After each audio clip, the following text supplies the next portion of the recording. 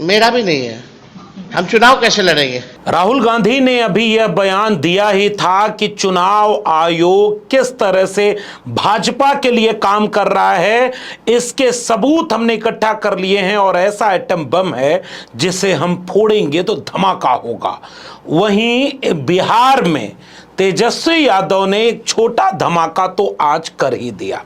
तेजस्वी यादव ने press conference करके कहा कि जब मैंने पुराना एपिक नंबर डाला तो कल यानी 1 अगस्त 2025 को चुनाव आयोग ने बिहार के मतदाताओं की रिवाइज्ड लिस्ट जब डाली तो उसमें मेरा नाम ही नहीं मिल रहा था। यही है ना मेरा, ये एप्लीकेशन है, मेरा भी नहीं है। हम चुनाव कैसे लड़ेंगे? हालांकि बाद में चुनाव आयोग ने पूरी सूची जारी करके यह कहा कि उनका नाम 416 क्रमांक पर है। क्रमांक बदल गया है लेकिन तेजस्वी का, उनकी पत्नी का, दोनों का नाम है। हालांकि बाद में तेजस्वी यादव ने फिर यह सवाल खड़ा किया कि फिर पुराना एपिक नंबर बदल कैसे गया। ईपीआईसी नंबर नहीं बदलता है, कैसे बदला है, क्या बदला है? अगर मेरा बदल सकता है तो ऐसे कितने लोगों का ईपीआईसी नंबर बदला होगा? ये तो विषय है। यही सब आंकड़े तो हम लोग पूछ रहे चुनाव आयोग से। हम इस पर आएंगे और बात करेंगे क्योंकि ये बहुत जरूरी और बड़ा मुद्दा है। बिहार में एसआईआर हो रहा है और एसआईआर में कल जो सूची जारी हुई 65 लाख मतदाताओं के वोट कट गए हैं।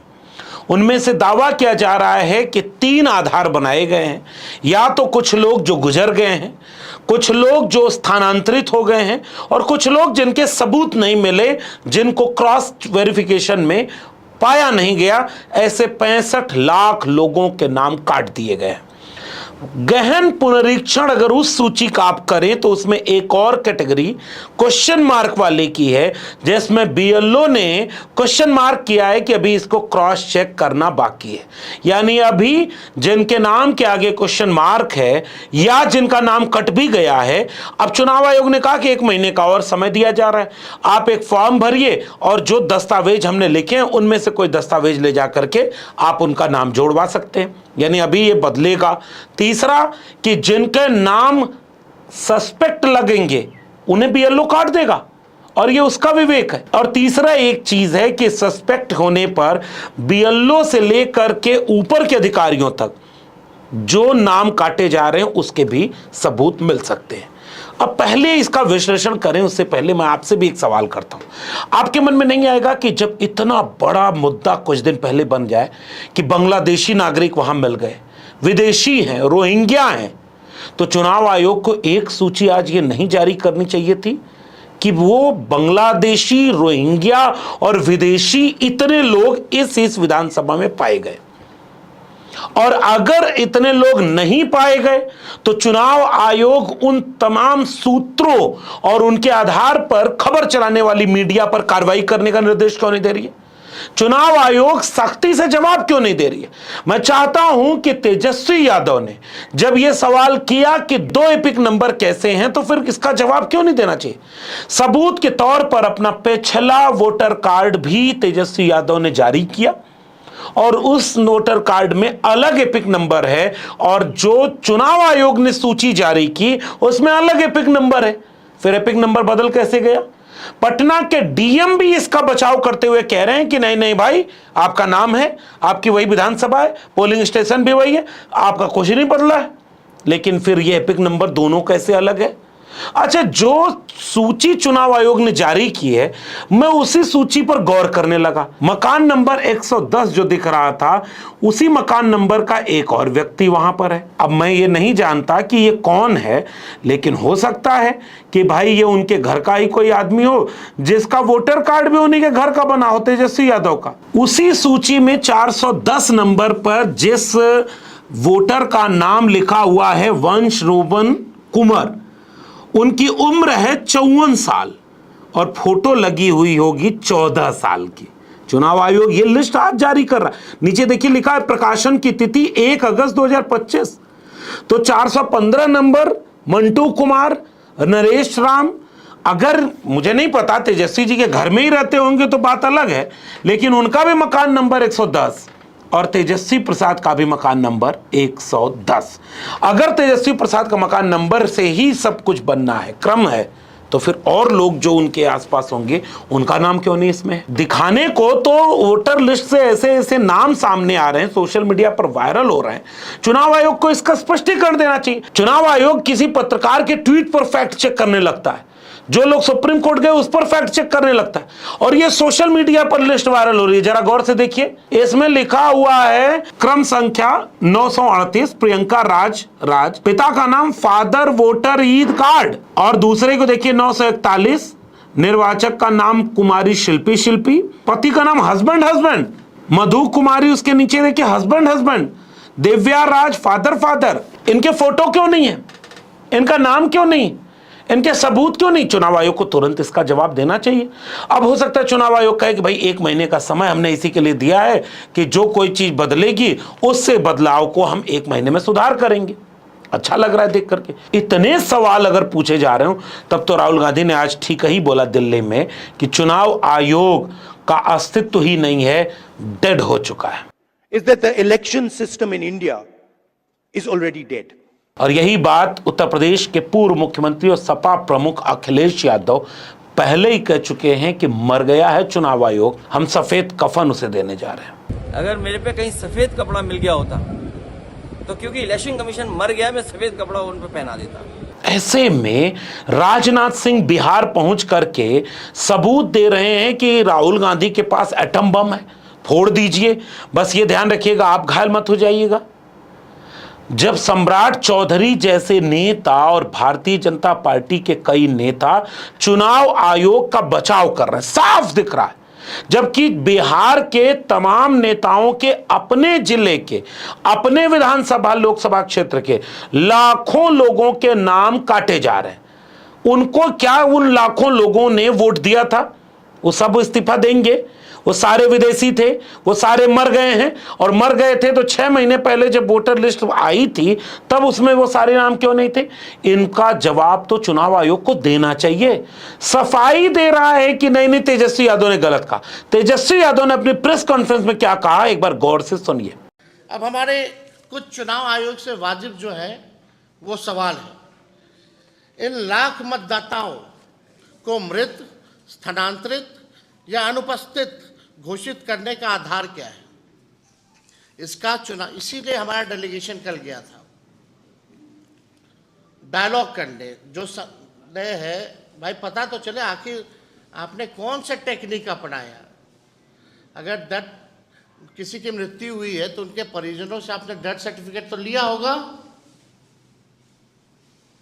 क्या तरीका है? तो कुछ नहीं, चुनाव आयोग चुप। अनट्रेसेबल कैसे पाए गए? चुप। रिपीटेड कैसे है? चुप। शिफ्टेड कैसे है? चुनाव आयोग चुप। जाइए जो करना कीजिए। ये तरीका चुनाव आयोग का जो रवैया है, ये लोकतंत्र के लिए बहुत ही खतरनाक है, और इस रवैये को देखते हुए हम सब लोगों को चिंता करने की आवश्यकता है कि इस व्यवस्था में ये चुनाव कैसे कराएंगे जहां वोटर वोट ना दे पाए। आपने पहले से तय कर दिया कि फलना पार्टी को ही सरकार में लाना है, तो आप चुनाव क्यों करा रहे हैं? आप एक्सटेंशन दे दीजिए सरकार को, लेकिन आप लोकतंत्र को खत्म करने का प्रयास कर रहे हैं। अब मृतक मतदाताओं के परिजनों से कौन सा दस्तावेज दिया जिसके आधार पर उनकी मौत की पुष्टि हुई?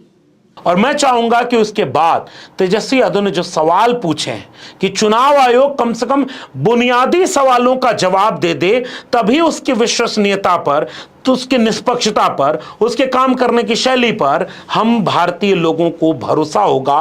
वरना सड़क पर उतरने के लिए रक्षाबंधन के बाद बिहार की सड़कें तो हमने तैयार कर ही दी हैं। हम लोग छोड़ने वाले नहीं है चुनाव आयोग को। कोई गलतफहमी में अगर रहता है तो लोग ना रहे, हर तरीके का भी तरीका हम लोग निकालेंगे। बिहार है और हम बिहारी हैं, एक बिहारी सब पर भारी, ये चुनाव आयोग कौन सी बड़ी चीज है? सब उपाय है हम लोगों के पास। ये भंडाफोड़ जो किया जाएगा, चुनाव आयोग मुंह दिखाने के योग नहीं रहेगा कहीं। इस बात को सुनने के बाद क्या आपको नहीं लग रहा है कि इन सवालों का जवाब दिए बिना चुनाव आयोग कैसे रह सकता है? एक प्रेस कॉन्फ्रेंस तो बनती थी। अगर 1 अगस्त 2025 को जब ये रिवाइज्ड लिस्ट जारी हो रही थी तो एक बार पीसी कर देते, पीसी करके देश को बता देते कि ये आधार हमने बनाया है, इस आधार पर हमने इतने आंकड़े जारी किए हैं, इतने ये हटाए गए हैं। इसका जवाब ये है, आगे हम इसको ऐसे करेंगे। क्या तेजस्वी यादव का सवाल गलत है? तेजस्वी यादव ने सोशल मीडिया पर लिखा भी कि स्पेशल इंटेंसिव रिवीजन SIR 2025 की प्रक्रिया में जानबूझकर धांधली की गई है। चुनाव आयोग अब अपने ही वादों से पलट रहा है। 65 लाख मतदाताओं के वोट काटने के बाद भी नई ड्राफ्ट सूची में अस्पष्टता है। निर्वाचन आयोग लगातार अपने निर्णय बदलने, पारदर्शिता से पीछे हटने और विपक्ष के सुझावों, शिकायतों, मांगों को अनदेखी करने के अर्ध कचरी लिस्ट जारी करना दुर्भाग्यपूर्ण है। तेजस्वी यादव ने ट्वीट करके साफ तौर पर कहा कि निर्वाचन आयोग तत्काल उन सभी मतदाताओं की सूची कारण सहित बूथवार उपलब्ध कराए जिनका नाम ड्राफ्ट मतदाता सूची में नहीं है। मृतक, शिफ्टेड, रिपीटेड और अनट्रेसेबल मतदाताओं की विधानसभावार बूथवार श्रेणीबद्ध सूची सार्वजनिक की जाए। जब तक यह पारदर्शिता बहाल नहीं होती तब तक ड्राफ्ट मतदाता सूची पर आपत्ति दर्ज करने की अंतिम तिथि बढ़ाई जाए। चुनाव आयोग ने इसके लिए केवल 7 दिन का समय दिया है। हमारा विनम्र आग्रह है कि सर्वोच्च न्यायालय को इस विषय पर स्वतः संज्ञान लेकर निर्वाचन आयोग से विस्तृत स्पष्टीकरण लेना चाहिए। लोकतंत्र में हर मतदाता की उपस्थिति और अधिकार की गारंटी सर्वोपरि है। यदि मतदाता सूची से नाम हटाए जा रहे हैं और इसके पीछे का कारण छुपाया जा रहा है तो यह गंभीर लोकतांत्रिक संकट है और जनता के मताधिकार पर सीधा हमला है। SIR 2025 एक संविधान विरोधी प्रयोग बनता जा रहा है। यह न सिर्फ मतदाताओं को हतोत्साहित करता है बल्कि चुनाव की निष्पक्षता पर भी सवाल खड़ा करता है। राजद इस षड्यंत्र का सक्रिय विरोध करेगा और हर मंच पर जनता के लोकतांत्रिक अधिकारों की रक्षा करेगा। तेजस्वी यादव के इस ट्वीट को देखने और पढ़ने के बाद आपको एक बात तो समझ में आएगी कि अगर चुनाव आयोग की किसी प्रक्रिया का केवल विपक्ष विरोध कर रहा है, इसका मतलब चुनाव आयोग की प्रक्रिया सत्ता पक्ष के फेवर में जा रही है या अंदर खाने उन्हें इस बात का इशारा कर दिया गया है आपका इससे अहित नहीं होने वाला, आपके वोटर इससे कटेंगे नहीं।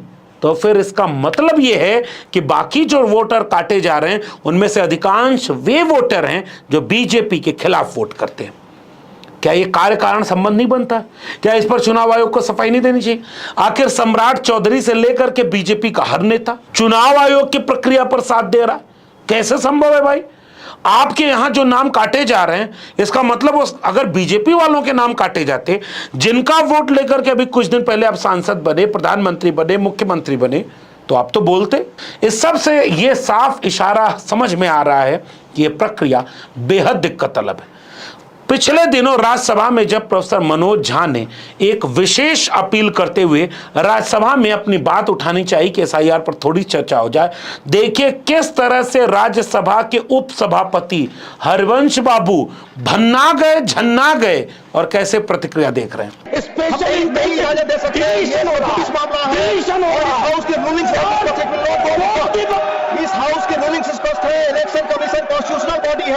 इलेक्शन कमीशन कॉन्स्टिट्यूशनल बॉडी है और सुप्रीम कोर्ट के अंदर मामला सब जुडिस है। I will not allow. Please doctor Ashok Kumar Mittal, it's zero over. Sir मैं धन्यवाद देता हूं कि आपने। और वही सदन रोज विपक्ष कह रहा है SIR पर चर्चा करा लो, SIR पर चर्चा भी नहीं करने दे रही है बीजेपी। अब ऐसा क्या हो रहा है जिससे सरकार निश्चिंत है और पूरा का पूरा विपक्ष बेचैन है? यह है संविधान के ऊपर हमला।